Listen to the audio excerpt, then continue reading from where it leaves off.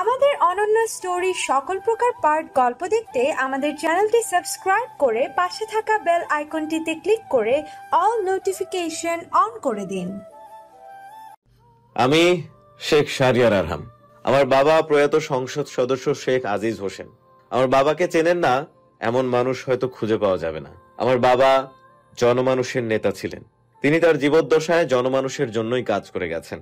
বাবার মৃত্যুর পর আমি কিংবা আমার ভাই কেউই রাজনীতিতে আসতে চাইনি, কিন্তু রাজনীতির প্রতি যে অপ্রতিরোধ্য টান আমি অনুভব করি সেটাকে আসলে অস্বীকার করার সাধ্য আমার নাই। আমি আজকে বেশি কিছু বলতে চাই না, শুধু বলতে চাই আমি আরহাম কেবলমাত্র আমার বাবার দেখানো পথে চলতে চাই, তার আদর্শ অনুসরণ করতে চাই। আমি আপনাদের মাঝে থেকে আপনাদের প্রতিনিধি হয়ে উঠতে চাই। আমি কোনো মন্ত্রিত্ব, অমুক তমুক এসব ক্ষমতা চাই না। আমি চাই প্রতিনিধিত্ব। আমি আপনাদের সবার হয়ে কাজ করতে চাই। কাল হয়তো আনুষ্ঠানিকভাবে মনোনয়নপত্র পেয়ে যাব, তারপরেই পুরো দমে নির্বাচনের প্রচারণা শুরু হয়ে যাবে। এই সময়টুকুতে আপনাদের সবাইকে আমার খুব প্রয়োজন। আমি বিশ্বাস করি আমাকেও আপনাদের সবার প্রয়োজন হবে। আপনারা এভাবেই আমার পাশে থাকবেন, আমাকে অনুপ্রেরণা আর ভালোবাসা দিয়ে যাবেন। আমি আপনাদের সাহায্য চাই, সেই সাথে আপনাদের উৎসাহ আর হৃদয় নিংড়ানো ভালোবাসা চাই। আপনারা এই দুর্গম পথ চলায় আমার পাশে থাকবেন তো? পাশে থেকে আমাকে সাহস যোগাবেন তো? আরহাম থামলো। তার প্রশ্নের জবাবে সমাবেশে উপস্থিত লোকজন সমস্বরে চেঁচিয়ে উঠল, স্পষ্ট করে জানালো তারা পুরোটা সময় আরহামের পাশে থাকবে। আরহাম পুনরায় মাইক্রোফোন হাতে নিল, মুখে চওড়া হাসি বজায় রেখে বলতে শুরু করলো। আমি জানি দেশ পরিচালনার জন্য অভিজ্ঞ আর সুবিবেচক ব্যক্তির প্রয়োজন, কিন্তু সেই সাথে আমি এটাও বিশ্বাস করি বর্তমানে পৃথিবীতে যে গতিতে সামনে এগিয়ে যাচ্ছে সেই গতির সাথে খাপ খাওয়ানোর জন্য আধুনিক চিন্তাধারার, অভিযোজন ক্ষমতা সম্পন্ন তরুণ নেতৃত্বের প্রয়োজন। তাই এবারে নির্বাচনে আপনাদের পছন্দ হওয়া উচিত বর্তমান প্রজন্মের সাথে তাল মেলাতে পারে এমন ধরনের ব্যক্তিত্ব। এখন আর সেই যুগ নাই যে কেবল বয়সের ভার দেখে আপনারা প্রতিনিধি নির্বাচন করবেন। এখন থেকে বন্ধ করুন এইসব। আরহামের কথা শেষ না হতেই সমাবেশের অন্য পাশ থেকে চেঁচিয়ে উঠল একটা সুমিষ্ট নারী কণ্ঠ। আরহাম স্তব্ধ হয়ে সামনে তাকালো। তার থেকে বেশ কয়েক হাত দূরে একটি মেয়ে দাঁড়িয়ে আছে, তার হাতে একটা মাইক্রোফোন, যেটা সে সমাবেশে উপস্থিত একজন স্টাফ রিপোর্টারের কাছ থেকে চেয়ে নিয়েছে। পুরো সমাবেশে উপস্থিত মানুষ আরহামের দিকে থেকে চোখ সরিয়ে মেয়েটির দিকে মনোনিবেশ করলো। মেয়েটির মাইক ধরে রাখা হাত থরথর করে কাঁপছে। আরহামের সাথে চোখাচোখি হতেই সে পুনরায় বলে উঠল, বন্ধ করুন এইসব সমাবেশ। আপনারা এভাবে মানুষের পথ রোধ করে তাদের মূল্যবান সময় নষ্ট করে সমাবেশ করতে পারে না। অন্যায় এটা হতে পারে না। যদিও তার হাত কাঁপছিল ভীষণ, কিন্তু কথাগুলো বলতে গিয়ে একটিবারের জন্য তার কণ্ঠ কাঁপল না। সে একটানা বলে গেল, না থামলো আর না ভয় পেল। সমাবেশ কভার করতে আসা মিডিয়াগুলোর সঙ্গে সঙ্গে তাকে ঘিরে ধরল। অসংখ্য ক্যামেরার ফ্ল্যাশ লাইটের আলোতে তরুণীটির চোখ বন্ধ হয়ে আসার উপক্রম। ডজন খানেক মাইক্রোফোন এগিয়ে দেয়া হলো তার সামনে। রিপোর্টাররা একের পর এক প্রশ্ন করে গেল। মেয়েটি কোনো প্রশ্নে কানে তুলল না, কেবল চোখ মুখ শক্ত করে বলল, একটা দল কি করে রাস্তা অবরোধ করে সমাবেশ করতে পারে? সেই অধিকার কি তাদের আছে? শহরের সবচেয়ে ব্যস্ত রাস্তাগুলোর একটি ব্লক করে সস্তার সমাবেশ করা কোন ধরনের জনসেবার অন্তর্ভুক্ত এটা? আরহাম চোয়াল শক্ত করে দুই হাত মুষ্টিবদ্ধ করে দাঁতে দাঁত চেপে ঠায় দাঁড়িয়ে রইল। থমথমে মুখে দু চোখ স্থির রেখে সে নির্নিমেষ অবলোকন করে গেল নিউজ রিপোর্টার কর্তৃক ঘিরে ফেলা 23 ঊর্ধ্ব তরুণীর প্রতিটা বাক্য, প্রতিটা শব্দ। সেই প্রথম দিন থেকেই আরহাম লক্ষ্য করেছে মেয়েটি যখন কথা বলে তখন তার দুটো চোখও একই সাথে কথা বলে। এই মুহূর্তেও নবনীতার চোখ কথা বলছে, যেই চোখে প্রতিবাদ আছে, ঘৃণা আছে, আর আছে আরহামের প্রতি ভয়ঙ্কর রকমের বিরক্তি। নবনীতা জড়ানো গলায় বলল, দোয়েল চত্বরে একটা অ্যাম্বুলেন্স আটকে আছে, ভেতরে অ্যাক্সিডেন্টের পেশেন্ট, হয়তো এতক্ষণে তিনি বেঁচেও নেই। রাস্তা অবরোধ করে এই গাড়িটা আটকে রাখা হয়েছে কেবল সস্তার একটা সমাবেশের জন্য। কি হবে এই সমাবেশ করে? ওই ভদ্রলোকের জীবন কি আপনাদের নেতার সস্তা 2 পয়সার ভাষণের চেয়েও বেশি মূল্যহীন? একটা দেশে এরকম অরাজকতা করে কোন সাহসে? এরা মানুষের জন্য কি করবেন? নির্বাচিত হওয়ার পূর্বেই যাদের কাছে মানুষের সময় আর জীবনের কোনো মূল্য নেই, তারা নির্বাচিত হওয়ার পরই বা কিসের জনসেবা করবে? আপনাদের নেতা কি পারবে ওই ভদ্রলোকের প্রাণ ফিরিয়ে দিতে? তাকে বলুন যদি ন্যূনতম বিবেক বোধ থাকে তাহলে যেন এই ফালতু সমাবেশ বন্ধ করে এক্ষুনি দোল চত্বরে গিয়ে ওই লোকটাকে বাঁচানোর চেষ্টা করে, তার চিকিৎসার ব্যবস্থা যেন করে, নয়তো বলুন তার এসব লোক দেখানো ভাষণ যেন তার কাছেই রাখে। নবনীতা একটানে পুরো কথা শেষ করলো। মিডিয়া লোকেরা তাকে আরো বেশি ঘিরে ধরার চেষ্টা করলো, কিন্তু সে তার দুই হাত তার কাঁধের এক পাশে ঝুলানো ব্যাগটা খামচে ধরে দ্রুত সেখান থেকে বেরিয়ে এলো। ঘড়ির কাঁটায় তখন 1:45 বাজে। নবনীতা জোরে জোরে দুবার টেনে শ্বাস নিল, তারপর কপালের ঘামটুকু ওড়নার এক প্রান্ত দিয়ে মুছে নিল। নিজেকে শান্ত করার প্রয়াসে নবনীতা দুহাতে মুখ চেপে চোখ বুজে 1 মিনিট ঠায় দাঁড়িয়ে রইল। শুভ্রানীর কলেজ ছুটি হয়ে গেছে এতক্ষণে। নবনীতা দ্রুত পা চালালো। শুভি নিশ্চয়ই তার জন্য অপেক্ষা করছে। শুভ্রাকে তার কলেজের সামনে থেকে নিয়ে নবনীতা সোজা একটা রিক্সা ঠিক করলো। শুভ্রা অবাক হয়ে বলল, তুমি আজ রিক্সা দিয়ে যাবে আপাই? নবনীতা হুড টানতে টানতে বলল, আমি কি কখনো তোদের লোকাল বাসে চড়িয়েছি শুভি? তা চড়াওনি, কিন্তু নিজে তো চড়ো। আর তাছাড়া আমারও এসবে চড়ার অভ্যেস আছে। থাকুক অভ্যাস, আমার সাথে যখন যাবি তখন আমি যেভাবে নিব সেভাবেই যাবি, বুঝেছিস? শুভ্রানীর ঠোঁট টিপে হাসলো, বলল, ঠিক আছে, বুঝেছি। বাড়িতে আসতে আসতে চিৎকার চেঁচামেচির শব্দে শুভ্রা আর নবনী আঁতকে উঠল। চাবি দিয়ে লক খুলে দ্রুত ঘরে আসতে তারা আবিষ্কার করলো চিৎকার চেঁচামেচির উৎস সাদেক সাহেবের রুম। নবনীতা কাঁধের ব্যাগটা সোফায় ছুঁড়ে ফেলে এক প্রকার ছুটতে ছুটতে সাদেক সাহেবের ঘরের সামনে এসে দাঁড়ালো। ঘরের ভেতর প্রথা কোনো কিছু নিয়ে বাবার সাথে অকথ্য ভাষায় কথা বলছে। নবনীতা এগিয়ে এলো, আশ্চর্য হয়ে বলল, কি হয়েছে প্রথা, এভাবে কথা বলছো কেন? প্রথা পেছন ফিরল। নবনীতাকে দেখা মাত্রই তার চোখ মুখ আরো বেশি হিংস্র হয়ে উঠল। সে কর্কশ গলায় বলল, তুমি তুমি আবার এখানে এসেছো কেন? আমি আমার বাবার সাথে কথা বলছি, তোমার এখানে কি? আমি কি বাড়িতে আমার বাবার সাথে কথাও বলতে পারবো না এখন থেকে? নবনী 2 কদম এগিয়ে এলো, দুহাত বুকে বেঁধে থমথমে মুখে বলল, কথা কেন বলবে না? অবশ্যই বলবে, কিন্তু চিৎকার কেন করবে? তুমি কে আমার মামার সাথে চিৎকার করে কথা বলার? তোমার সেই অধিকার নেই। তুমি শুধু তুমিই না, এবারে কারো সেই অধিকার নেই প্রথা। কথার মাঝে নবনীর এই ঝাঁঝালো উত্তর প্রথার মেজাজ আরো বেশি বিগড়ে দিল। সে প্রায় চিৎকার করে বলল, জাস্ট শ্যাট আপ। তুমি কেন বারবার ভুলে যাও? তুমি, তোমার বোন, তোমরা সবাই এবারের আশ্রিতা, আশ্রিতার মতোই থাকবে। সবকিছুতে কথা বলো কেন? আশ্রিতা কোথায় প্রথা? এটা আমার মামা বাড়ি। আমার মামা ভালোবেসে এই বাড়িতে আমার স্থান দিয়েছে। আমি তো নিজেকে আশ্রিতা ভাবছি না। তোমার ভাবাতে কি যায় আসে? তুমি অবশ্যই আশ্রিতা। ঠিক আছে, তুমি যদি তা ভেবে শান্তি পাও তবে ভাবো, কিন্তু আমার জানা মতে আশ্রিতারা বাড়ি ভাড়া দিয়ে বাজার করে ঘর চালায় না। তোমার সংজ্ঞাকৃত আশ্রিতারা বোধহয় সেই সব করে, তাই না? খোঁচা বিভিন্নভাবে দেওয়া যায়। নবনীতা যেহেতু ভনিতা পছন্দ করে না, তাই সে সোজা সাপটাই সবটা বলে দিল। সে আশ্রিতা নয়। শুভি আর চিত্রা কেউই আশ্রিতা নয়। তাদের নামের পাশে এ ধরনের শব্দ কেন সহ্য করবে নবনী? এই বাড়ির ভাত রুটি খাওয়ার জন্য নবনীকে অত্যন্ত পরিশ্রম করতে হয়েছে। জীবনের সব আনন্দ বিসর্জন দিতে হয়েছে কেবল একটু সম্মানের আশায়, কটু কথা থেকে বাঁচার আশায়। প্রথা রাগে গজরাতে গজরাতে বলল, উদ্ধার করেছো তুমি আমাদের। আমরা ধন্য তোমার কাছে। এবার যাও, নিজের ঘরে যাও। আমার বাবা আর আমার মাঝে ঢুকবে না। নবনীতা তাকে এড়িয়ে গেল পুরোপুরি। তার কথায় বিন্দুমাত্র কর্ণপাত না করে সে গিয়ে সাদেক সাহেবের মুখোমুখি দাঁড়ালো। বিনয়ী সুরে জানতে চাইল, কি হয়েছে মামা, তোমাকে এমন কেন দেখাচ্ছে? সাদেক সাহেবের 2 চোখ জলে টইটুম্বুর, মুখটা একদম পাংশুটে দেখাচ্ছে। বিবর্ণ চোখ দুটো অনেক কিছু বলতে গিয়েও কিছুই বলতে পারছে না। শুধু নবনীতার চোখে চোখ মিলতেই ক্লান্ত স্বরে বললেন, কিছু না মা, তুই ঘরে যা, সবে তো এসেছিস, যা গিয়ে হাত মুখ ধুয়ে নে। নবনী তক্ষণই গেল না, বরং আরো কিছু সময় চুপচাপ ঘরের এক কোণে দাঁড়িয়ে রইল। প্রথা নিজে নিজে কতক্ষণ সাপের মতো ফোঁস করে শেষটায় হনহনিয়ে ঘর থেকে বেরিয়ে গেল। সে বেরিয়ে যাওয়ার পর নবনীতাও বিনা বাক্য ব্যয়ে দরজা ভিড়িয়ে দিয়ে সম্মুখ গতিতে ঘর থেকে বেরিয়ে এলো। নিজের ঘরে আসার পর নবনী গলায় পেঁচানো ওড়নাটা খাটের ওপর ফেলে হাত পা ছড়িয়ে খাটের ওপর বসে রইল। চিত্রা খাটের এক কোণায় ঘুমোচ্ছে। নবনীতা সামান্য উঠে এসে চিত্রার পাশাপাশি বালিশে মাথা রাখলো। শুভ্রা বাড়ি ফিরেই বই খুলে বসেছে। তার কালকে ক্লাস টেস্ট। নবনী বালিশে মাথা রেখেই নিচু গলায় বলল, এত কি পড়ছিস শুভি? আয় আপাইয়ের কাছে আয়, মাথায় বেলি কেটে দিব। শুভ্রানী তৎক্ষণাৎ বই বন্ধ করে টেবিল ছেড়ে উঠে এলো। গুটি গুটি পায়ে এসে চিত্রাকে খাটের মাঝখানে এনে চিত্রার গা ঘেঁষে শুয়ে পড়ল।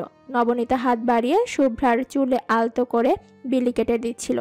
চিত্রার গাল দুটো চোখে পড়তে নবনী আবার টপাটপ কয়েকটা চুমু খেলো। মুচকি হেসে বলল, চিত্রটা কি সুন্দর হয়েছে দেখ, তাই না সুমি? গাল দুটো একদম মায়ের মতো হয়েছে, দেখেছিস কি সুন্দর লাগে আমার পাখিটাকে? তোরা দুটোই হয়েছিস একেবারে রসগোল্লা। শুভ্রা ভেঙচি কাটলো, গাল ফুলিয়ে বলল, রসগোল্লা না ছাই, আমার আর চিত্র নাক বোঝা, দেখতে কেমন যেন দেখায়। আমরা কেউ পরিয়াপাইয়ের মতো সুন্দরী হতে পারিনি। নবনীতা গোল গোল চোখ করে তার কথা শুনলো, দুষ্টুমি করে বলল, তোরা কি আমাকে বিশ্ব সুন্দরী ভাবিস রে? শুভ্রা ঝটপট জবাব দিল, ভাবি না, তুমি সত্যি বিশ্ব সুন্দরী। জীবনে কত জায়গায় গিয়েছি, কত মানুষ দেখেছি, তোমার মতো এত সুন্দর মানুষ দুটো দেখিনি। আমি হলফ করে বলতে পারি, খোলা চুলে যে ছেলে তোমাকে দেখবে সে তোমার প্রেমে পড়বেই পড়বে। কথা শেষ হতেই শুভ্রানী জিভ কাটল। আবেগের চোটে সে একটা নিষিদ্ধ শব্দ উচ্চারণ করে ফেলেছে। সে ভয়ে ভয়ে পাশ ফিরল, দেখলো নবনীতার হাসি হাসি মুখটা আচমকা কেমন গম্ভীর হয়ে গেছে। নবনীতা চোখ পাকিয়ে জানতে চাইল, প্রেম আবার কি রে সুভি, কেমন করে পড়ে দেখি, আমাকে একটু খুলে বলতো। শুভ্রা দ্রুত চোখ বন্ধ করে মুখের ওপর কথা টেনে নিল। এই মুহূর্তে যত দ্রুত সম্ভব ঘুমিয়ে পড়ায় শ্রেয়। সে চোখ মুখ ঢেকে ফেলতে নবনীতা ঠোঁট টিপে হাসল। বেচারি নির্ঘাত ভয় পেয়েছে কিছুটা।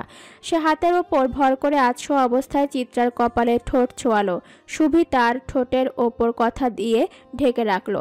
নবনীতা কাঁথার ওপর দিয়ে তার কপালের পর দুবার চুমু খেলো, তারপর নিজের বালিশে কাঁথা রাখতেই সেকেন্ডের মাথায় ঘুমিয়ে গেল। মিনিট দুয়েকের একটা ভিডিও। সেই স্বল্প সময়ের ভিডিও ক্লিপটায় সচিবালয় থেকে শুরু করে শহরের একটা সাধারণ টং দোকান পর্যন্ত পৌঁছে গেল।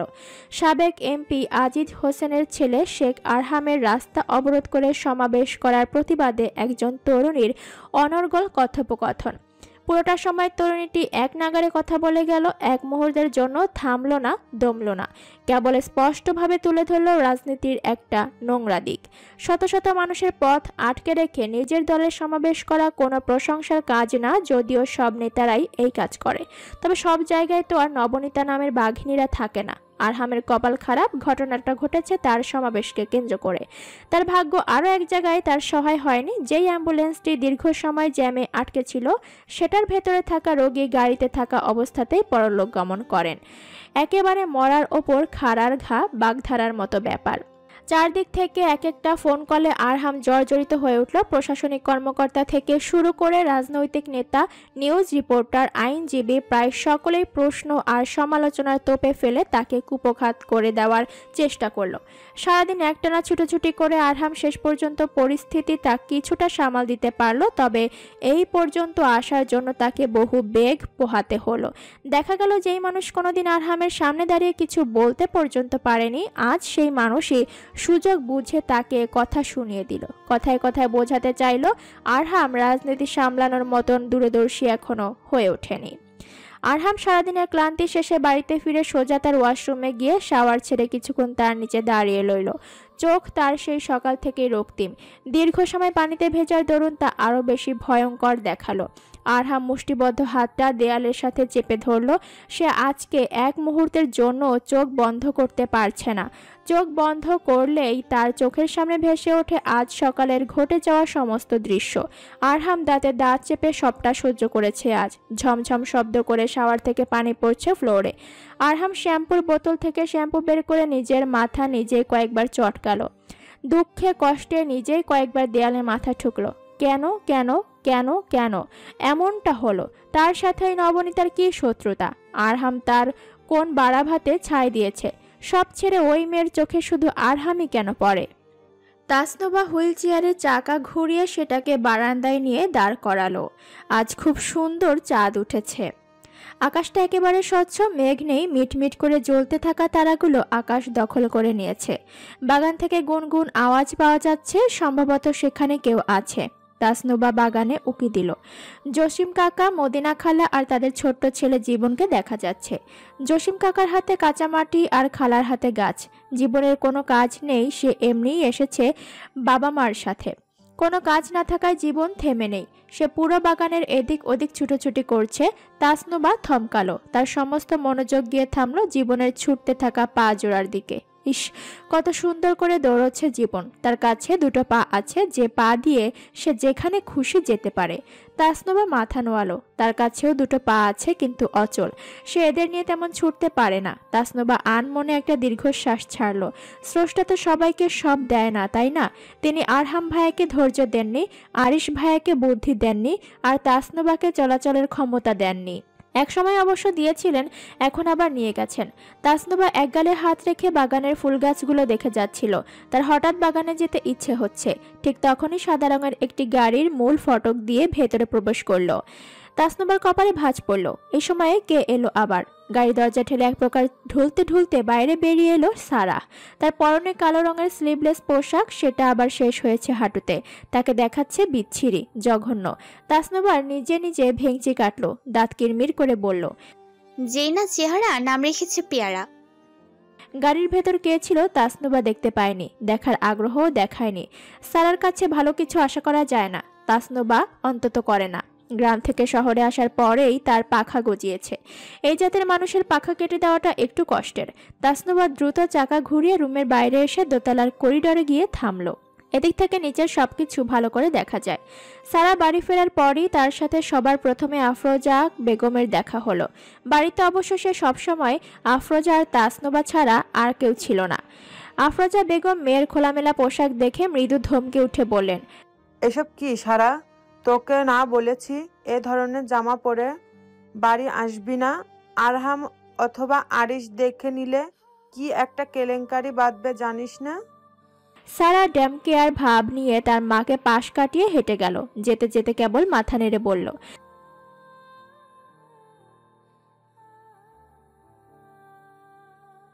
সারা হেলে দুলে নিজের ঘরে চলে গেল। তাসনুবা কপাল কোচলাবো।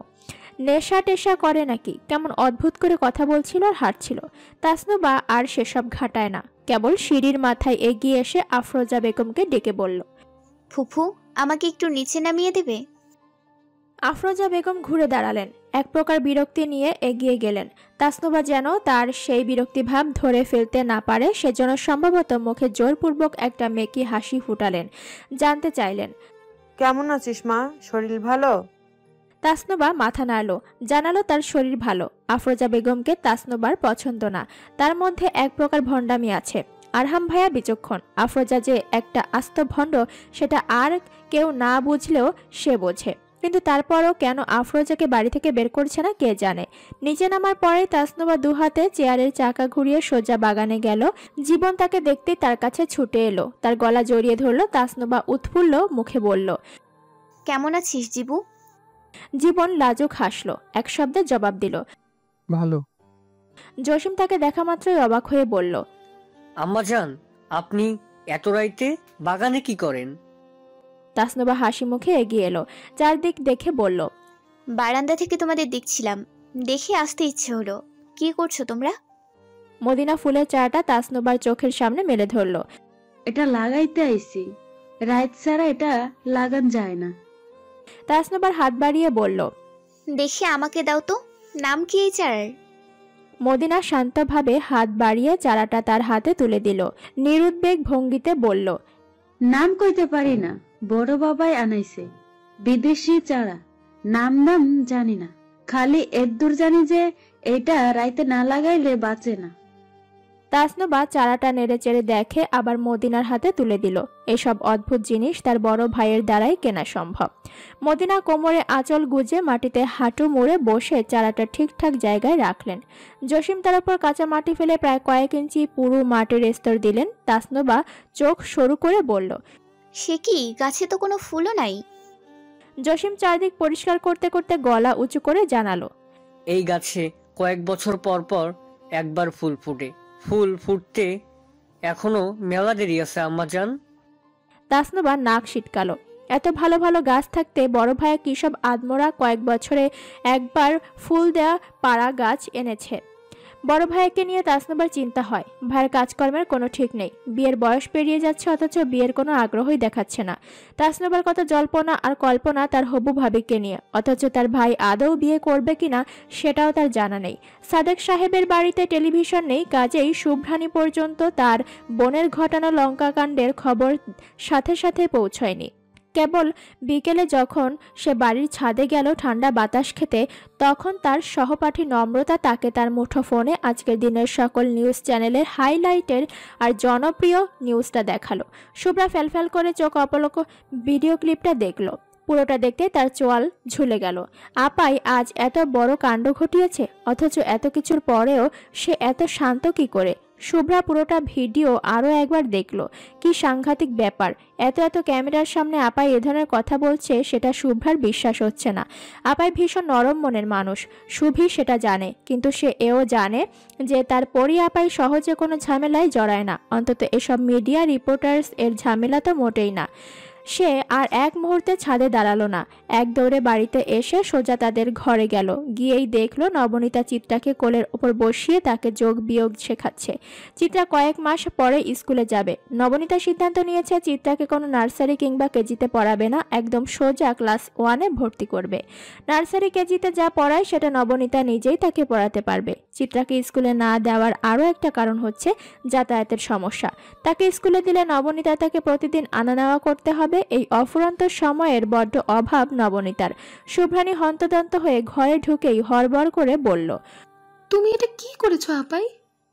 নবনীতা বইয়ের পাতা থেকে চোখ সরালো, জানতে চাইল কি হয়েছে, কি করেছি আমি? শুভ্রা এগিয়ে এলো, আশ্চর্য হয়ে বলল, তুমি জানো না তুমি কি করেছো? মিডিয়ার সামনে তুমি এসব কি বলেছো? নবনীতা কিছুক্ষণ চুপচাপ শান্ত হয়ে বসে থাকলো। একটু সময় বাদে চিত্রাকে খাটে বসিয়ে সে সাবধানে উঠে এলো। ছোট ছোট পা ফেলে বারান্দায় গিয়ে রেলিং ধরে দাঁড়ালো। তারপর খোপা ঢিলে হয়ে গেছে, ফাঁক ফোকর দিয়ে চুল বেরিয়ে যাচ্ছে। শুভ্রা বারান্দায় এলো, ঠিক নবনীর পাশ ঘেঁষে দাঁড়ালো, আস্তে করে ডাকলো, আপাই। নবনীতা সেদিকে ফিরল না। আকাশ গুরুম শব্দ হচ্ছে, স্বচ্ছ আকাশে ফালি ফালি মেঘ জমেছে। নবনীতা আকাশ দেখতে দেখতে বলল, এই জাতীয় ঝামেলা আমি সবসময় এড়িয়ে চলার চেষ্টা করি শুভি। আমি জানি দেশের রাজনীতির অবস্থা কতটা খারাপ, কিন্তু আজ আমার কি হয়েছে আমি জানি না রে শুভি। বলতেই তার কণ্ঠ কেঁপে উঠল। শুভ্রা অবাক হয়ে বলল, কি হয়েছে আপাই? তুমি এমন করছো কেন? নবনীতা খোলা বাতাসে প্রাণ ভরে নিঃশ্বাস নিল। সুমিষ্ট স্বরে থেমে থেমে বলল, আজকের ওই লোকটাকে দেখে আমার বাবার কথা মনে পড়ে গেছে শুভি। আমি স্পষ্ট দেখেছি বাবা রাস্তায় পড়ে আছে, শরীরে অনেক রক্ত, বাবা কাতরাচ্ছে। আমি সত্যি বলছি শুভি, সেই দৃশ্য আমি সহ্য করতে পারি না। আমি রক্ত সহ্য করতে পারি না, রক্তে মাখামাখি হয়ে যাওয়া শরীর আমি সহ্য করতে পারি না। অস্বস্তি হয় আমার, পাগল পাগল লাগে আমার নিজেকে। শুভ্রানী কিছু বলল না, চুপচাপ পুতুলের মতো দাঁড়িয়ে রইল। আপাই যেই আনারি হাতে খোপা বেঁধেছিল সেটা খুলে গিয়ে মসৃণ চুলগুলো পিঠ ছাড়িয়ে কোমর পর্যন্ত নেমে এসেছে। বাইরে মৃদু বাতাস বইছে, সে বাতাসে পরি আপার চুল উড়ছে। তাকে দেখতে ভালো লাগছে। শুভ্রা আর কিছু শুনল না, কেবল এক নজরে নবনীতার অল্প অল্প কাপা ঠোঁট আর হাতটা দেখে নিল। কলেজের সাংস্কৃতিক অনুষ্ঠানে অনেক দামি দামি ক্যামেরা এনে সবার ছবি তোলা হয়, এমন একটা ক্যামেরা এনে আপাইয়ের একটা ছবি তুলে নিলে কেমন হয়? আপাই কিছুতেই বিশ্বাস করে না সে কতখানি সুন্দর। একটা ছবি তুলে নিলে নিশ্চয়ই আপাই বিশ্বাস করবে সে সত্যিই খুব সুন্দর।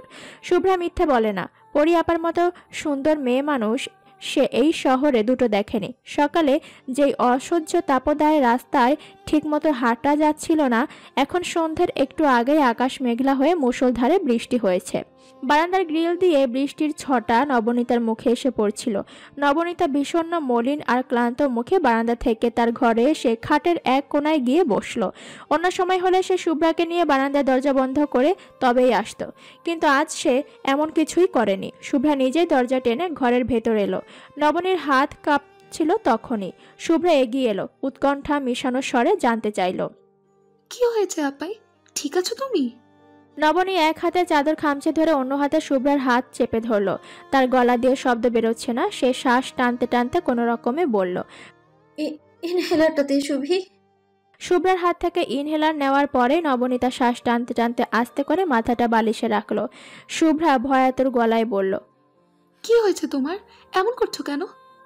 নবনীতা ধীরে ধীরে মাথা নাড়ল, চাপা গলায় বলল, বাতিটা নিভিয়ে দে শিউভি, দরজাটা চাপিয়ে দে, আওয়াজ ভালো লাগছে না আমার। রাজনীতির বিষয়গুলো বেশ জটিল। বাইরে থেকে যতখানি বোঝা যায় ভেতরে ভেতরে ঘটে যায় তার ঠিক উল্টো। আনুষ্ঠানিকভাবে আরহাম মনোনয়ন প্রায় পেয়ে গিয়েছিল, কিন্তু নবনীতা নামের একটি মেয়ের 2 মিনিটের একটা ভিডিও ফুটেজ পাল্টে দিল পুরো চিত্র, সমস্ত মানচিত্র। আরহাম সব দিক থেকে প্রস্তুত ছিল, সব রাস্তা ঝামেলা মুক্ত করে সে মাঠে নেমেছিল। নিজ দলের ভেতরেও তার অনেক প্রতিদ্বন্দ্বী ছিল, কিন্তু আরহাম সেসবের তোয়াক্কা করেনি। বাবার পলিটিক্যাল ব্যাকগ্রাউন্ড, নিজের ক্ষমতা সবকিছুকে কাজে লাগিয়ে আরহাম তার সমস্ত প্রতিদ্বন্দ্বীদের ছাপিয়ে গিয়েছিল। কোথাও তো কোনো খাত ছিল না, তাকে প্রশ্নবিদ্ধ করার মতো কোনো জায়গা তো সে রাখেনি। সবাই মোটামুটি নিশ্চিত ছিল যে এইবার দল থেকে সেই মনোনয়ন পাবে এবং নির্বাচনে জয়ীও সে হবে। কিন্তু কোথা থেকে একটা উটকো ঝামেলায় আরহামের সব পরিকল্পনায় জল ঢেলে দিল। যদিও সে ঘটনা কিছুটা সামাল দিয়েছিল, প্রশাসনিক কর্মকর্তারা তাকে আশ্বাস দিয়েছে মনোনয়নটা নিশ্চিতভাবে সেই পাবে, কিন্তু আরহাম নিশ্চিত হতে পারছিল না। মনোনয়ন পাওয়ার ক্ষেত্রে তার প্রধান প্রতিদ্বন্দ্বী ছিল ফাহাদ। ফাহাদ বহুদিন ধরে রাজনীতির সাথে সরাসরি যুক্ত, বয়স আর অভিজ্ঞতাও আরহামের চেয়ে ঢের বেশি। ফাহাদ চাইছিল এইবার নির্বাচনে অংশ নিতে, কিন্তু উপরমহল থেকে তাকে অনুমতি দেওয়া হয়নি। তার নামে মাদক আর অর্থ পাচারের বেশ কিছু মামলা দায়ের করা হয়েছিল। প্রার্থী হিসেবে এই সূক্ষ্ম বিষয়গুলো পরবর্তীতে সমস্যা আর সমালোচনার কারণ হয়ে দাঁড়ায়। এই সমস্যাগুলোকে কারণ হিসেবে দেখিয়ে আরহাম খুব সহজেই ফাহাদকে রাস্তা থেকে সরিয়ে দিয়েছিল। যত কিছুই হোক, পাবলিকের সামনে আরহামের ইমেজ ক্লিয়ার। সে তরুণ, সে যেই আসন থেকে লড়বে সেখানে বিপুল পরিমাণ তরুণ ভোটার, তাদের সাথে আরহামের সম্পর্ক ভালো। এছাড়া আরহামের বাবারও বেশ ভালো পরিচিতি আছে। সব দিক বিবেচনায় আরহাম যোগ্য, সবচেয়ে বেশি যোগ্য। আরহাম প্রায় সব কিছু অর্জন করেই নিয়েছিল, কিন্তু এই নবনীতার ঘটনার পর থেকে তার প্রতিদ্বন্দ্বীরা আবার পুরোদমে তার বিরুদ্ধে চক্রান্ত শুরু করেছে। যারা এতদিন টু শব্দ করেনি তারাও নালিশ করার সুযোগ পেয়ে গেল। প্রশ্ন উঠল, নির্বাচনের আগেই যে এমনভাবে আলোচিত হয়েছে তার হাতে মনোনয়নপত্র কতটা নিরাপদ। সবচেয়ে বেশি তৎপর হলো ফাহাদ। এই মন্ত্রণালয় সেই মন্ত্রণালয় ঘুরে এসে আপ্রাণ চেষ্টা চালাতে লাগলো মনোনয়নটা যেন তাকেই দেওয়া হয়। সে যা কিছু করেছে সেটা আরো অনেক আগের ঘটনা, জনগণ হয়তো এতদিনে ভুলে গেছে, কিন্তু আরহাম যেটা করেছে সেটা জনগণ কিছুতেই ভুলবে না। এই ঘটনার পর তার মতো অনভিজ্ঞ লোকের হাতে মনোনয়ন দেওয়া মানে নিজের পায়ে নিজে কুড়াল মারা। আরহাম 2 হাত দিয়ে কতক্ষণ নিজের চুল টানলো, ডেস্কের ওপর যা কিছু রাখা ছিল সব মাটিতে ছুঁড়ে ফেললো। সকাল থেকে এই নিয়ে সে শখানেকবার সামনে যা কিছু পাচ্ছে তাতেই কিল বসাচ্ছে। মাঝে মাঝে আবার রাগে প্রচন্ড ক্রোধে হায়নার মতো চেঁচাচ্ছে। ওয়াজিদ তখন থেকে তাকে পর্যবেক্ষণ করে যাচ্ছে। বেচারার নাগের ডগা লাল হয়ে আছে। ওয়াজিদ তাকে শুরুতে 2 বার বোঝানোর চেষ্টা করেছে, কিন্তু আজ সে কিছু বুঝবে বলে মনে হচ্ছে না। আরহাম শেষ পর্যন্ত হাতের কাছে কিছুই পেল না, না পেয়ে ইজি চেয়ারে একটা জোরে লাথি বসালো। ফলস্বরূপ চেয়ারটা 1 হাত দূরে গিয়ে ছিটকে পড়ল। তোফাইল এক চোখ বন্ধ করে মুখ খিচে নিল। আরহামের থমথমে মুখ। তোফাইল অনুমান করলো ইজি চেয়ারের চেয়ে বেশি ব্যথা আরহামের পায়েই হয়েছে। আরহাম আবারও 2 হাতে মুঠ করে তার চুল টেনে ধরলো, ফুঁসতে ফুঁসতে বলল, ওই স্টুপিড অসভ্য বেয়াদব মেয়েটাকে যেদিক থেকে পারিস ধরে নিয়ে আয়। আমার হাত নিষ্পিস করছে, তার গলা চেপে ধরলে শান্তি পাবো। আমার মাথা ফেটে যাচ্ছে যন্ত্রণায়। ওই অসভ্যটাকে ধরে নিয়ে আয়। রনি বিচলিত বোধ করলো, ভাই কি সত্যি সত্যি বলছে নাকি কথার কথা বলছে। সে নিশ্চিত হওয়ার জন্য জানতে চাইল, ভাই সত্যি ধরে আনতে বলেছেন? আরহাম ঘাড় বাঁকিয়ে থমথমে মুখে তার দিকে তাকালো। 2টো শুকনো ঢোক গিলে মিয়ে গেল রনি। আমতা আমতা করে বলল, না মানে আর কি। কি মনে করে ওই নবনীতা? সে একাই পুরো দেশের সিস্টেম পাল্টে দিবে? তিরিক্ষি মেজাজে জানতে চাইল আরহাম। তোফাইল ফাঁপা গলায় শুধু বলল, না না তেমন কিছু না ভাই, আপনি একটু ঠান্ডা হন। ঠান্ডা মাই ফুট। আরহাম থামলো। পরক্ষণেই আবার গজরাতে গজরাতে বলল, অসভ্য আনকালচার্ড বদমাস মেয়ে। সামনে পেলে তার মাথাটা চিবিয়ে খেতাম। একবার একে সামনে পাই, এর সাথে আমার হিসাব নিকাশ বাকি আছে। বাকিরা সবাই যার যার জায়গায় দাঁড়িয়ে তার অস্থিরতা দেখে গেল।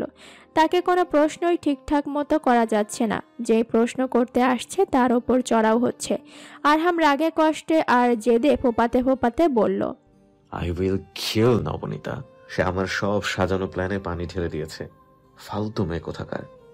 শুভ্রানী কলেজ থেকে বেরিয়ে মূল সড়কে কেবলমাত্র পা রেখেছিল, এরই মাঝে কালো রঙের একটা মাইক্রো এসে তার সামনে থামলো। ঘটনার আকস্মিকতায় চমকে উঠে শুভ্রা 2 কদম পিছিয়ে গেল। ক্যাচ ক্যাচ শব্দ তুলে গাড়ির দরজা খুলে গেল।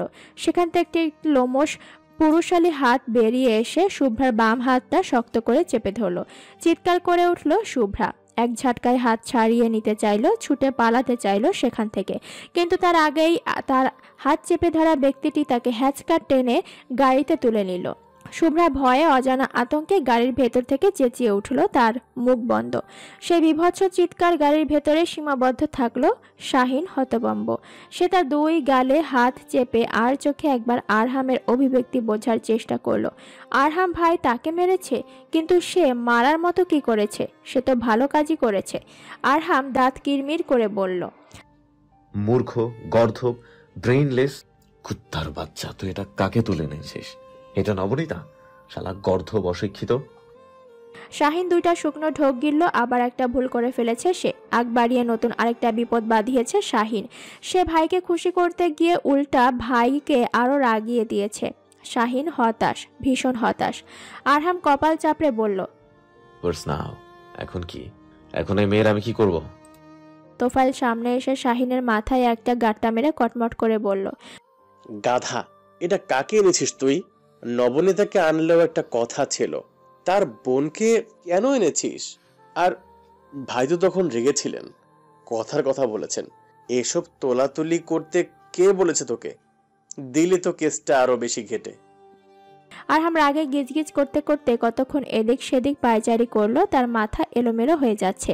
নমিনেশনের আগে যদি ভুলেও এই কথা জানাজানি হয়, তবে আরহামের পরিণতি ভাবলে সে নিজেই শিউরে উঠছে। অবশেষে সব রাস্তা যখন ঘোলাটে হয়ে আসে, তখন আরহাম ফোন করে জালালুর রহমানের নম্বরে। মহানগর কার্যালয়ের যুগ্ম সম্পাদক জালাল কল রিসিভ করতেই আরহাম ব্যস্ত হয়ে বলল, আঙ্কেল, একটা বিশাল ঝামেলা হয়ে গেছে। জালাল সাহেব উদ্বিগ্ন হয়ে শুধালেন, সে কি? আবার কি হয়েছে? কিছুটা অস্থির, কিছুটা ব্যাকুল হয়ে আরহাম জানালো, আমি কেবল রাগে হিতাহিত জ্ঞান হারিয়ে বলেছিলাম যে নবনীতাকে আমার কাছে তুলে নিয়ে আসতে। শাহিন গর্ধব সেটাকে সত্যি ভেবে আসলেই তুলে এনেছে, তাও আবার নবনীতাকে না, নবনীতার বোনকে।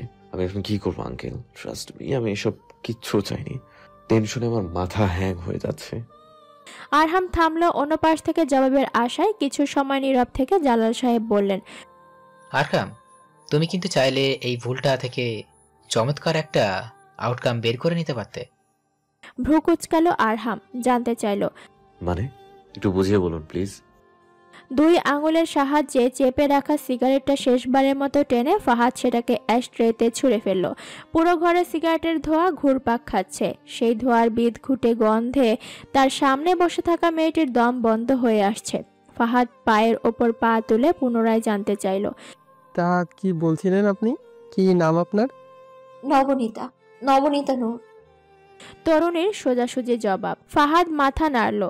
তার ঠিক বরাবর সামনে চেয়ারে বসে থাকা মেয়েটি গত 15 মিনিট যাবৎ একই কায়দায় বসে আছে, না নড়ছে না একটু অন্য কোথাও দেখছে। মেয়েটির চুল বেশ লম্বা। বেনি করে রাখা চুলগুলো সে কাঁধের পাশ দিয়ে এনে বুকের ওপর ফেলে রেখেছে। তার ওপর আবার পরনে ওড়নাটি শালের মতো গায়ে জড়িয়েছে। প্রসাধনী মুক্ত একটা ঝকঝকে মুখ, চোখ দুটো রক্তিম, কেঁদেছে নিশ্চয়ই। তবে এখানে সে নয়, এখানে আসার আগে। ফাহাদ 2 আঙুলের আঙুলগুলো আড়াআড়ি ভাবে রেখে একটু ঝুঁকে বসলো, জানতে চাইলো অভিযোগ কি। নবনীতার ব্রহ্মতালু অবধি জ্বলে উঠল তার এই বারবার একই প্রশ্নে।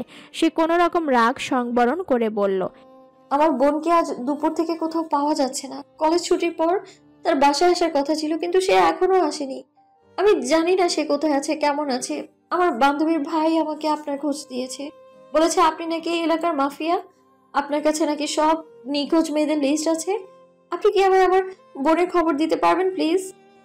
একটানা নিঃসংকোচে কথাগুলো শেষ করে দম নিল নবনীতা। এই জায়গাটা খুব একটা সুবিধার না, তবুও তাকে বাধ্য হয়ে এখানে আসতে হয়েছে।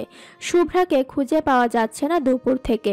নবনীতার বুক ফেটে কান্না আসছে। পুরো রাস্তা সে মুখ চেপে কেঁদেছে।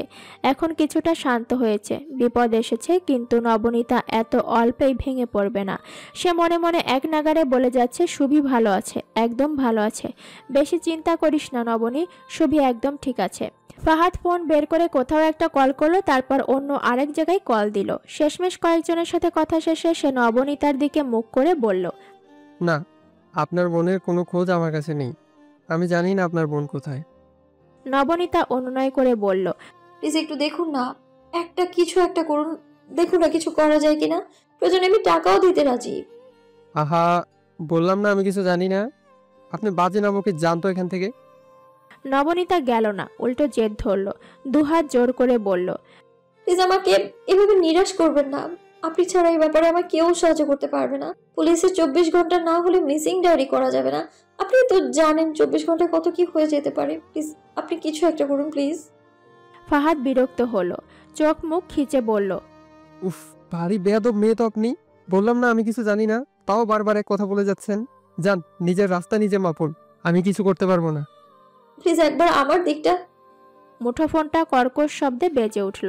নবনীতা তার কথা ঠিকমতো শেষ করতেও পারল না।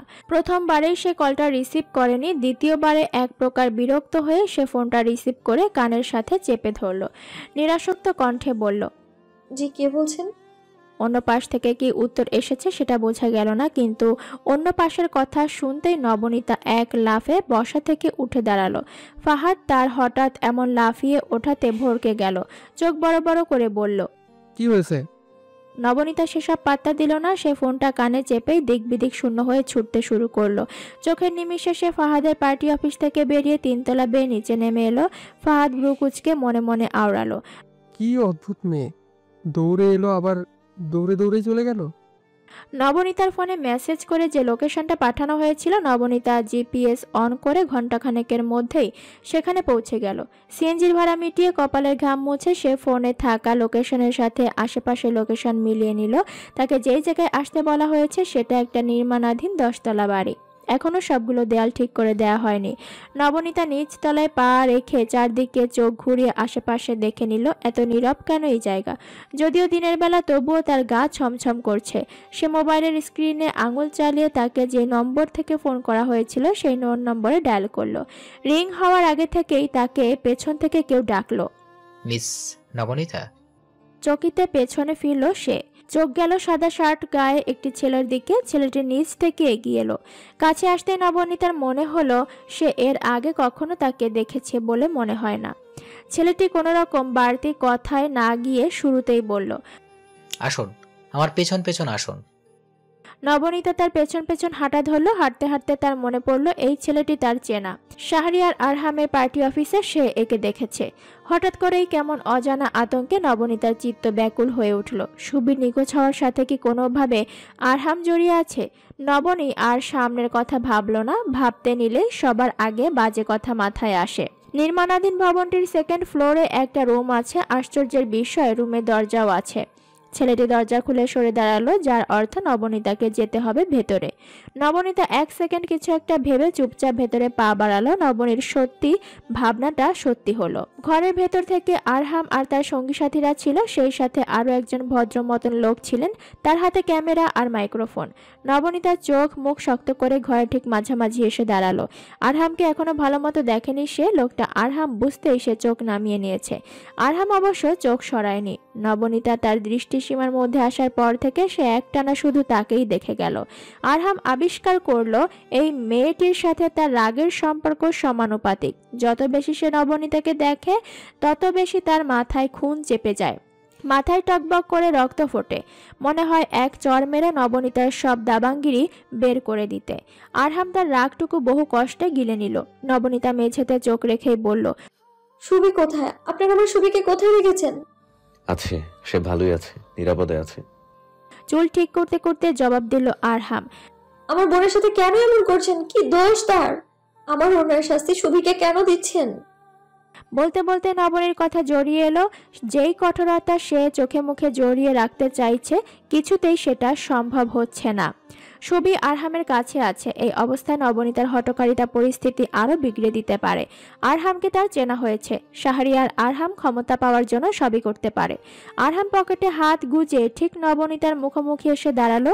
বাঁকা হেসে বলল, তোমার সুভিকে ধরতে চাইনি, ইনফ্যাক্ট তোমাকেও ধরে আনার কোনো উদ্দেশ্য ছিল না, কিন্তু আমার আহাম্মক ছেলেরা ভুলে তোমাকে তুলে না এনে তোমার বোনকে তুলে এনেছে।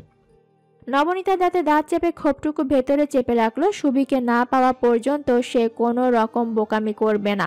সে ক্লান্ত স্বরে বলল, এখন তো জেনেছেন ভুল করছেন, এখন সুবিকে ছেড়ে দিন। দিব, তার আগে তুমি একটা কাজ করবে। কি কাজ? অস্থির শোনালো নবনীতার কণ্ঠ। আরহাম তার তর্জনী তুলে ক্যামেরা হাতে দাঁড়ানো ভদ্রলোককে দেখিয়ে বলল, তুমি ওনার কাছে এখানে বসে একটা ইন্টারভিউ দিবে। নবনীতা হকচকিয়ে গেল, কপাল কুঁচকে বলল, কি ইন্টারভিউ? ইন্টারভিউ, সাক্ষাৎকার আর কি। আমি কিসের ইন্টারভিউ দিব? আমি কে? আরহাম চিবিয়ে চিবিয়ে বলল, সেটাই তো আমার প্রশ্ন, তুমি কে? হু আর ইউ, যে তোমার এক কথায় আমাকে এত ভোগান্তি পোহাতে হচ্ছে? নবনীতা এবার সোজাসুজি তাকালো আরহামের দিকে। ক্রোধে ফেটে পড়া দুটো চোখের সাথে অজানা আতঙ্কে দমে যাওয়া দুটো চোখের দৃষ্টি বিনিময় ঘটল অতি অল্প সময়ের জন্য। নবনীতা ক্ষীণ গলায় বলল, কি করতে হবে আমায়? কি বলবো ইন্টারভিউতে? আরহাম ফিচেল হাসলো, জানতে চাইলো, সেটা আমাকে জিজ্ঞেস করছো কেন? সেদিন মিডিয়ার সামনে ভাষণ দেওয়ার আগে আমাকে জিজ্ঞেস করেছিলে? 100টা উত্তর নবনীতার মুখের সামনে এসে তার অনুমতির অপেক্ষা করছিল। অনুমতি দিলেই সেগুলো সে আরহামের মুখের ওপর উগলে দিল, কিন্তু নবনীতা তার কিছুই করল না। উল্টো বাধ্য মেয়ের মতো বলল, কোথায় বসে ইন্টারভিউ দিতে হবে? এখানে? হ্যাঁ, এখানেই। রাশিদ তোমার কথা রেকর্ড করবে, তারপর বাকিটা আমি নিজ দায়িত্বে পৌঁছে দিব বাকি নিউজ চ্যানেলের কাছে। নবনীতা রোবটের মতো হেঁটে চেয়ারে গিয়ে বসলো। একবার কেবল চোখ তুলে জানতে চাইল, কি বলবো? আমার মিসআন্ডারস্ট্যান্ডিং হয়েছিল, তাই তো? আরহাম একটু ভেবেচিন্তে বলল, তা বলতে পারো, সাথে আমার প্রশংসা করবে, বুঝছো? বলবে এবারে নির্বাচনে আমার চেয়ে পারফেক্ট আর কেউ হতেই পারে না, বুঝেছো তো? রাশিদ এগিয়ে এসে ক্যামেরাটা সেট করলো। ছোট্ট মাইক্রোফোনটা নবনীর জামার গলায় সেট করে বলল, জি ম্যাম, এখন বলুন। নবনীতা 2 হাত মুঠ করে দুটো দীর্ঘ শ্বাস ছেড়ে বলা শুরু করলো, গত পরশুদিন আমি একটা ভুল করেছি। আমার ভুল বোঝাবুঝি হয়েছিল। জনাব শাহরিয়ার আরহাম আসলে রাস্তা ব্লকের ব্যাপারে কিছুই জানতেন না। বিষয়টা আমি বুঝতে পারিনি। যা কিছু হয়েছিল সেদিন পুরোটাই ওনার অজানা ছিল। ওনাকে এইসবে জানানো ঠিক হয়নি আমার। আমি বুঝতে পারিনি। আপনারা দয়া করে ওনাকে খারাপ ভাববেন না। ওনার সাথে ওই ঘটনাগুলোর কোনো সম্পৃক্ততা নেই। হয়েছে, এবার আমার একটু প্রশংসা করে দাও। পাশ থেকে বলে উঠল আরহাম। নবনীতা কটমট চোখে এক নজর তাকে দেখে পুনরায় বলতে শুরু করলো, জনাব আরহাম আসলে খুবই জনদরদী মানুষ। উনি নির্বাচনে জয়ী হলে আমরা খুব ভালো কিছু পাবো বলেই আশাবাদী আমি। হয়েছে, প্রশংসা হয়েছে ঠিক মতো? গোমরা মুখ করে জানতে চাইল নবনীতা। আরহাম ডান হাতটা এপাশ ওপাশ নেড়ে মুখ বাঁকা করে বলল, হয়েছে কোনো রকম, বিলো এভারেজ, চালিয়ে দেওয়ার মতো। কিন্তু আমার অতটা পছন্দ হয়নি, খুবই চাপা চাপা প্রশংসা। তোমাকে মন খুলে প্রশংসা করা শিখতে হবে। যাকে আমি অত প্যাচ ধরার মানুষ না, এটাতেই কাজ চালিয়ে নিব। সুবি কোথায়? এবার অন্তত তাকে দিন আমার কাছে। আরহাম ডান দিক ফিরে চুল ঠিক করতে করতে বলল, শাহিন, যা তো, শুভ্রাকে নিয়ে আয়। শাহিন চলে গেল আর মিনিট 2-এর মাথায় শুভ্রাকে সাথে নিয়ে ফিরল। শুভ্রা তার কলেজ ব্যাগটা শক্ত করে জাপটে ধরে জড়সড় হয়ে দাঁড়িয়েছিল। নবনীতাকে দেখা মাত্রই সব ভয় ভুলে সে এক দৌড়ে ছুটে এসে তাকে শক্ত করে জড়িয়ে ধরল। জড়ানো গলায় বলল, আপাই, তুমি এসেছো? নবনীতা তার 2 বেনি করা মাথায় হাত ছুঁয়ে তাকে শান্ত করতে করতে বলল, তুই ঠিক আছে সুবি? কেঁদে কেটে কি হাল করেছিস নিজের? শুভ্রা হয়তো আরো কিছু বলতে চাইছিল, কিন্তু তার আগে নবনীতা শক্ত করে তার হাত ধরে তাকে টানতে টানতে বলল, বাড়ি গিয়ে সব কথা হবে, এখন চল এদিক থেকে।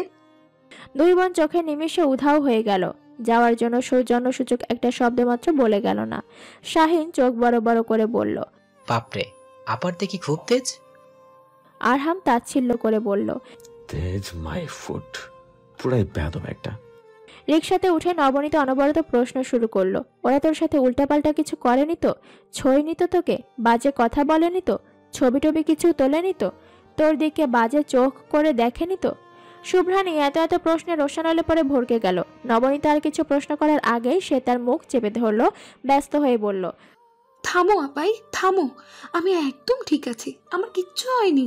ওরা আমায় কিচ্ছু করেনি, কেবল চুপচাপ একটা রুমে বসিয়ে রেখেছিল, আর কিচ্ছু করেনি। ওই আরহামের সাথে তোর দেখা হয়েছে? কি বলেছে সে তাকে? শুভ্রা কেবল কিছু একটা বলতেই যাচ্ছিল, তার আগে নবনীতা মাথায় হাত চেপে বলল, থাক, হয়েছে, মাথা ব্যথা করছে, পরে শুনবো এসব।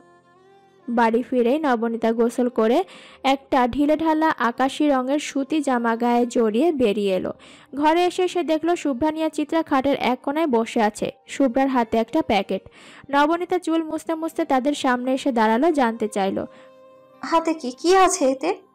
শুভ্রা চোরের মতন মুখ করে বলল, প্যাটিস, চিকেন প্যাটিস। নবনীতা চোখ পাকালো, জিজ্ঞেস করলো, কোথায় পেলি, কে দিল? শুভ্রা কাচুমাচু মুখ করে জবাব দিল, শাহরিয়ার আরহাম ভাই দিয়েছে। নবনীতা উত্তর শুনে আকাশ থেকে পড়ল। এক মুহূর্ত দেরি না করে এক ধাক্কায় প্যাটিসের প্যাকেটটা শুভ্রানীর হাত থেকে ফেলে দিল। সেটা গিয়ে পড়ল মেঝেতে। নবনীতা দাঁতে দাঁত পিষে কিরমির করে বলল, আরহাম ভাই দিয়েছে মানে? তার দেয়া জিনিস তুই কেন নিয়েছিস? সে তোকে কেন দিবে এসব? শুভ্রা চোখ পিটপিট করে হাসলো।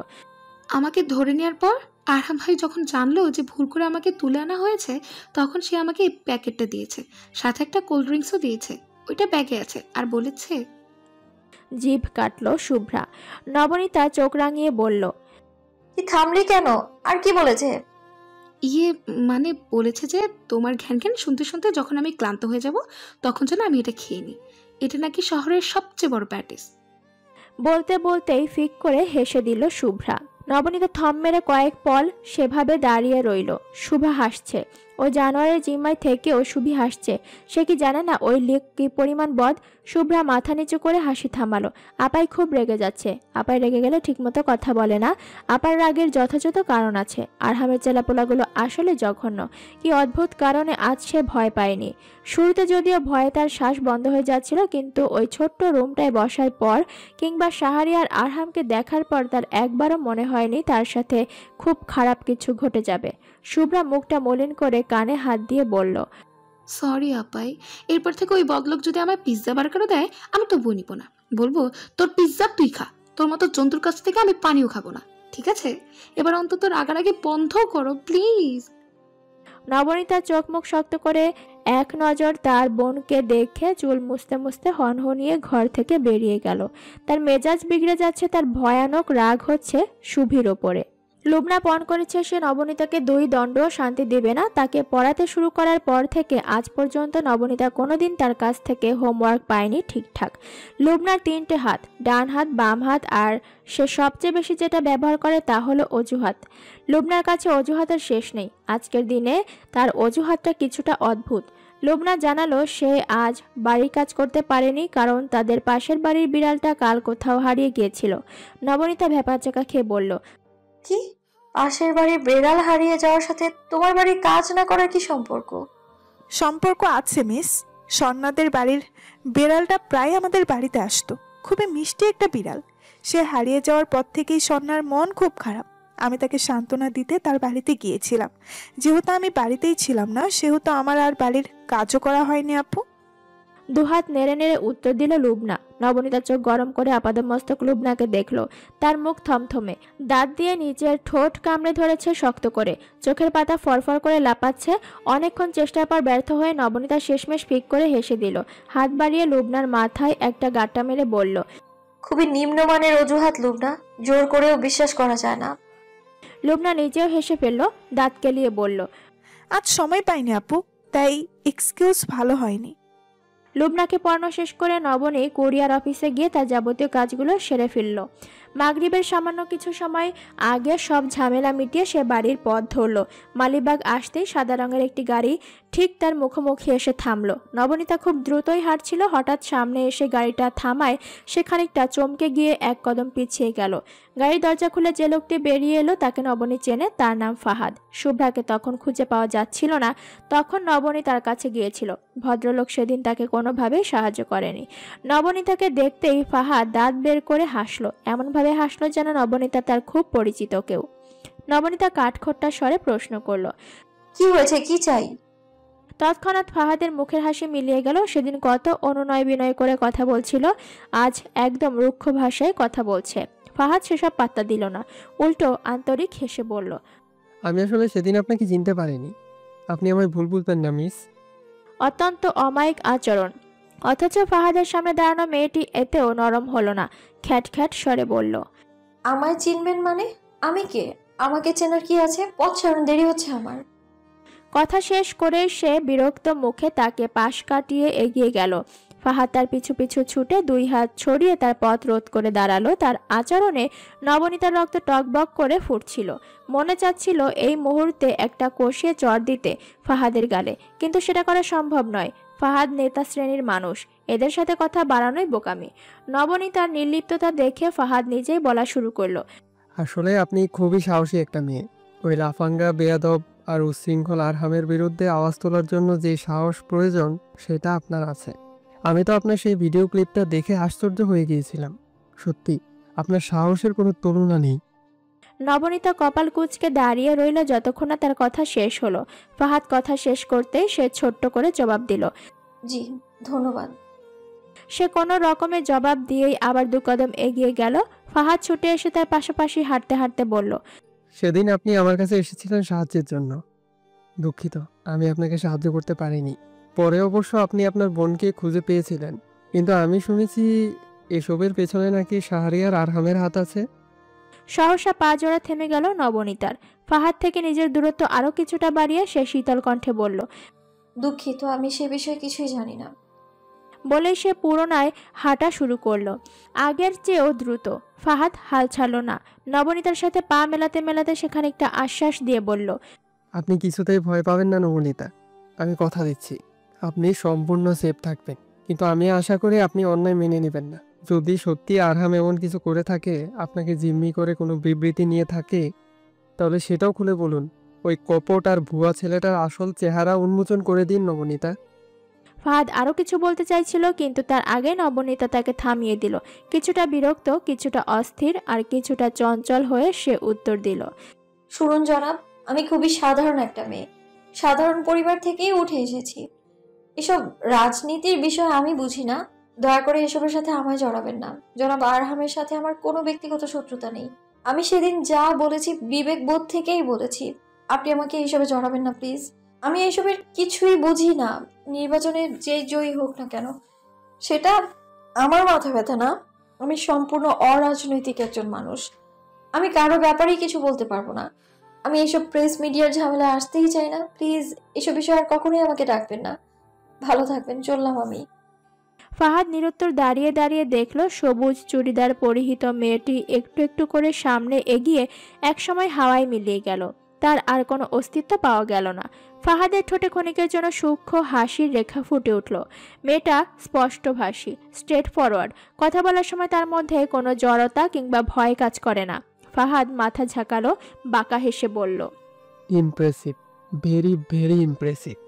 বাড়ি ফিরতে মিসেস রোকেয়া নবনীতার মুখোমুখি এসে দাঁড়ালো। তার চোখ মুখ শক্ত, যেন নবনীতার ওপর তার কোনো কিছু নিয়ে ভীষণ রাগ। এসব কি হচ্ছে পরি? কর্কশ গলায় প্রশ্ন করলেন রোকেয়া। নবনীতা স্থির হয়ে জানতে চাইল, কিসের কথা বলছো মামি? তুমি জানো না ইফাজ যে তোমার সাথে আজ দেখা করতে চেয়েছিল? তুমি সেটা জানো না? জুতো জোড়া পা থেকে খুলে সেটাকে একপাশে রেখে নবনীতা ডাইনিং টেবিলের চেয়ার টেনে বসলো। জগ থেকে গ্লাসে পানি ঢেলে সেটা মুখে দেওয়ার আগেই রোকেয়া শক্ত করে তার হাত চেপে ধরল। ধমক দিয়ে বললেন, কথা কানে যায় না, বেশি লায়েক হয়েছ তুমি। নবনীতা থামল। ভেতরের সকল গ্লানি, সকল চাপা আর্তনাদ কেবল দুটো দীর্ঘশ্বাস ছেড়ে প্রকাশ করলো। তারপর সরাসরি মিসেস রোকেয়ার চোখে চোখ রেখে বলল, ইফাজ দেখা করতে চেয়েছিল, আমি চাইনি। কেন চাওনি? সমস্যা কি তোমার? রোকেয়ার বচনভঙ্গি এতটাই রূঢ় ছিল যে কিছু সময়ের জন্য নবনীতার দম বন্ধ হয়ে আসলো। কণ্ঠনালীর কাছে অনুভূতিগুলো সব তালগোল পাকিয়ে যাচ্ছিল, তবুও সে দমে গেল না, বরং অত্যন্ত শীতল কণ্ঠে জবাব দিল, আমি এই মুহূর্তে বিয়ে করতে চাই না মামি।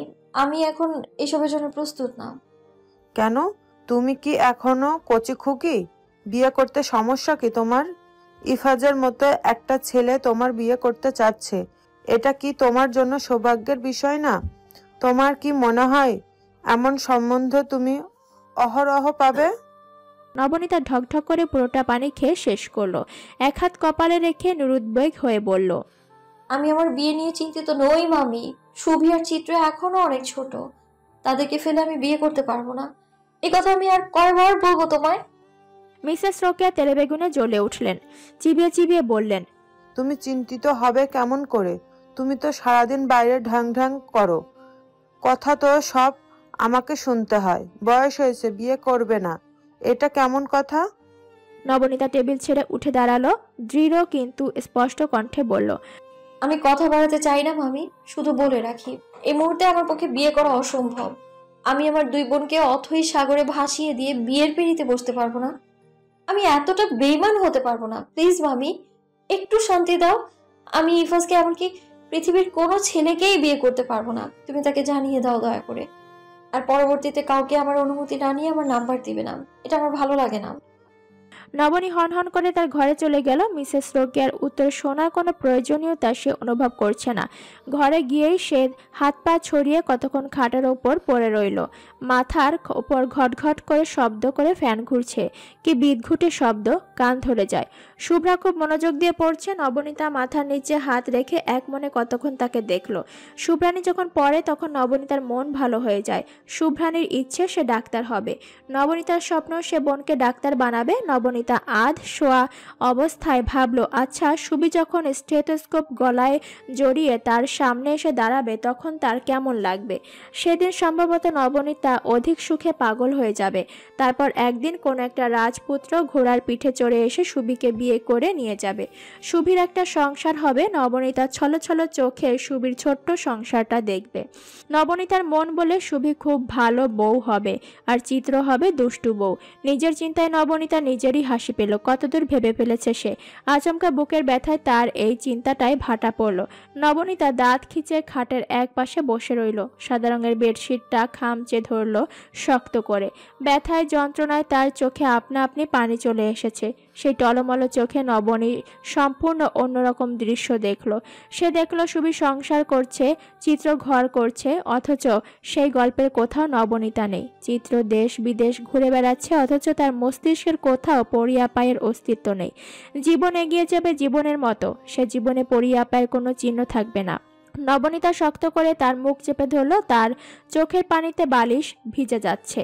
একটু দূরেই চিত্র খেলছে, ছুটোছুটি করছে। নবনীতার ইচ্ছে করছে এক দৌড়ে গিয়ে তাকে জড়িয়ে ধরতে, কিন্তু নবনীতা সেসব কিছুই করলো না। সে চুপচাপ খাটের একদিকে শুয়ে রইল।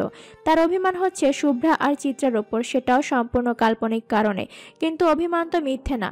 নবনীতা ঘন্টার পর ঘন্টা পড়ে পড়ে শুধু কেঁদেই গেল। সে জানে না সে কেন কাঁদছে, সে জানে না তার কি হয়েছে। সে শুধু জানে সে প্রতিদিন একটু একটু করে নিঃশেষ হয়ে যাচ্ছে। এই মস্ত বড় পৃথিবীতে একটা মানুষও কি নেই যে কিনা নবনীতার মাথায় হাত বুলিয়ে দিবে, ভরসা দিয়ে বলবে, কোনো ভয় নেই পরি, আমি আছি, আমি থাকতে তোমার কিসের ভয়। নবনীতা চোখ মুছে নিল। পৃথিবীতে সবাই সব পায় না, পৃথিবীতে সবার জন্য একরকম হয় না। লুবনার জন্য পৃথিবী একরকম, রিমির জন্য একরকম, নবনীতার জন্য আবার আরেক রকম।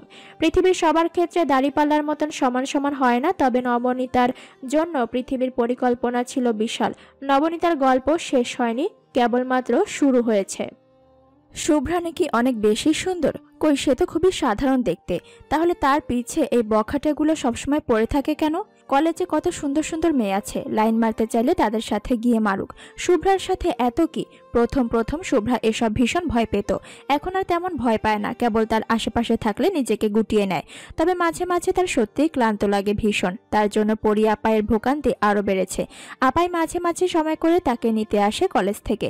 এমনিতেই আপার এত কাজ, তার ওপর এর সাথে যুক্ত হয়েছে শুভ্রানীর উটকো ঝামেলা। মেইন রোডে আজ যখন ডজন খানেক ছেলে ছিল, এদের সামনে দিয়ে যাওয়ার ইচ্ছে কিংবা সাহস কোনোটাই শুভ্রার নেই। সে সিদ্ধান্ত নিল সে অন্য রাস্তা দিয়ে সামান্য ঘুরে যাবে। সে আজ মূল সড়কের বদলে অন্য একটা গলি দিয়ে বাড়ি ফিরবে বলে ঠিক করেছে। এই গলি দিয়ে সে আগে বাড়ি ফিরেছে কয়েকবার, তবে আজকে চারদিক বেশ নীরব। শুভ্রা গুনগুন করে গান ধরে দুই হাতে ব্যাগের ফিতা টানতে টানতে হাঁটা শুরু করলো। গলির শেষ মাথায় কয়েকটা কুকুর ঘোরাঘুরি করছিল। এদের দেখা মাত্রই শুভ্রা থেমে গেল। সামনে দেখতেই তার মুখটা শুকিয়ে কিসমিসের মতো চুপসে গেল।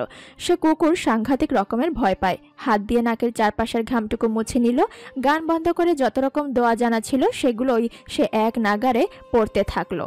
আপাই বলেছে কুকুর দেখে ভয় পেলে কুকুর আরো বেশি ভয় দেখায়। কুকুর দেখলে ভয় পাওয়া যাবে না, বরং কুকুরকে পাত্তা না দিয়ে হেঁটে যেতে হবে। সবির সিদ্ধান্ত নিয়েছে আজ সে কুকুরকে পাত্তা দিবে না। কিন্তু এক পা সামনে এগোতেই তার মনে হলো তার কলিজা এক লাফে তার গলা পর্যন্ত উঠে এসেছে, আর এক পা সামনে ফেললেই সে ফুরুত করে তার হাতে এসে যাবে। দুটো কুকুর রাগি রাগি চোখ করে শুভ্রানীকে দেখছিল। ভাব এমন যেন শুভ্রা তাদের হাড্ডি লোভ দেখিয়ে ঘাস ধরিয়ে দিয়েছে। শুভ্রা চোখ মুখ খিচে দূরত পড়তে পড়তে দু কদম সামনে গেল। ঠিক তখনই রাগি রাগি মুখের কুকুরটা প্রচন্ড শব্দ করে ডেকে উঠল। ব্যাস, এতেই শুভ্রা ভয়ে এক লাফে কয়েক হাত পিছিয়ে গেল। ভয়ে ভয়ে বলল, আল্লাহ গো, আজ বাঁচিয়ে দাও প্লিজ। আপা ঠিকই বলতো, কুকুর সামনে ভয় পেলে কুকুর আরো ভয় দেখায়। এই যে সামান্য ডাকে শুভ্রানী ভয়ে আটকে উঠেছে, এতে কুকুর দুটো ঘেউ ঘেউ করতে করতে তার দিকে ছুটলো। ব্যাস, শুভ্রাকে আর পায়কে। সে হাত পা ছুঁড়ে এক চিৎকার দিয়ে ভো দৌড় দিল উল্টো পথে। শুভ্রা ছুটতে ছুটছেই, তার পেছন পেছন ছুটছে দুটো কুকুরও। শুভ্রা কোথায় যাচ্ছে, চারপাশে কি হচ্ছে সেসব কিছু সে জানে না। সে কেবল উন্মাদের মতো ছুটছে আর মাঝে মাঝে হেঁচকি তুলে কাঁদছে। কুকুর দুটো খুব কাছাকাছি এসে গিয়েছে। শুভ্রা দৌড়ের গতি বাড়ালো। তার পা অবশ হয়ে যাচ্ছে, গলা এতক্ষণে শুকিয়ে মরুভূমি হয়ে গেছে। শুভ্রা তবুও থামলো না। দৌড়ের মাঝেই সে এক দফা কেঁদে নিল। চিৎকার করে বলল, আপাই বাঁচাও আমাকে। গলির মাথায় তখন কুচকুচে কালো একটি টয়োটার গাড়ি প্রচন্ড গতি নিয়ে গলির ভেতরে প্রবেশ করলো। ফাঁকা রাস্তা দেখে গাড়ি চালক স্বাভাবিকের তুলনায় সামান্য বেশি গতিতে গাড়ি চালাচ্ছিল। কিন্তু তখনই সে দেখলো একটি মেয়ে দিক বিদিক শূন্য হয়ে গলির ভেতরে ছুটোছুটি করছে এবং তার গতি একেবারে গাড়ির অভিমুখে। তখনই গাড়ি চালক সজোরে গায়ের সমস্ত শক্তি দিয়ে ব্রেক চেপে ধরলো। শুভ্রা তখন দেখলো তার আর কালো রঙের গাড়িটির মাঝে দূরত্ব কেবল কয়েক হাতের। তখনই সে দোকান চেপে আকাশ বাতাস কাঁপিয়ে বিকট চিৎকার দিল। গাড়িটি থামলো, একেবারে শুভ্রার গা ঘেঁষে থামলো। গাড়ির চালক তৎক্ষণাৎ সিট বেল্ট খুলে বেরিয়ে এলো। শুভ্রা যতক্ষণই ভয় পেয়েছিল সে ভয় পেয়েছে তার চেয়েও বেশি।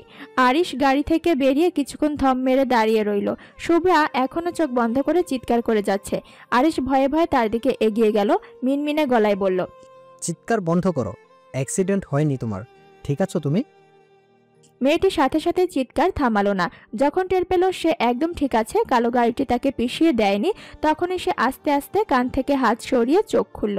দেখতে পেল তার যে কয়েক হাত দূরে সাদা টি শার্ট গায়ে একটি ছেলে দাঁড়িয়ে আছে। চোখ বড় বড় হয়ে গেল শুভ্রার। এত সুন্দর ড্রাইভার। ছেলেটি এগিয়ে এলো, সন্দিহান গলায় বলল, ঠিক আছো তুমি? শুভ্রা উপর নিচ মাথা নাড়ল। তার প্রচন্ড পানি খেতে ইচ্ছে করছে। ছেলেটার কাছে চাইবে কি? তার অবশ্য পানি খেতে হলো না। ছেলেটি নিজেই গাড়ির ভেতর থেকে পানির বোতল বের করে সেটা শুভ্রার দিকে এগিয়ে দিল। শুভ্রা বিনা বাক্য ব্যয়ে সেটি লুফে নিল। চুপচাপ কয়েক ঢোক পানি খেয়ে পুনরায় সেটি আরিশের নিকট ফিরিয়ে দিল। আরিশ কৌতূহলী হয়ে জানতে চাইল,